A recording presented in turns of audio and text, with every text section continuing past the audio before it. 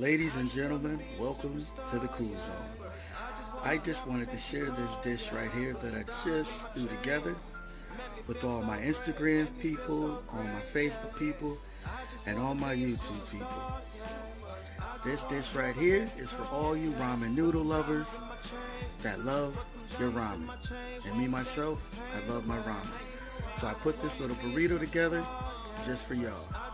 As you can see, we have our ramen, we have our egg in there, I chopped up some beef, we got our mushrooms in there, and we also glazed everything with teriyaki. So you got this right here, it's like a beef ramen teriyaki burrito. I'll think of the name later, but let me tell you folks, this is gonna be amazing. Let me show you how I make your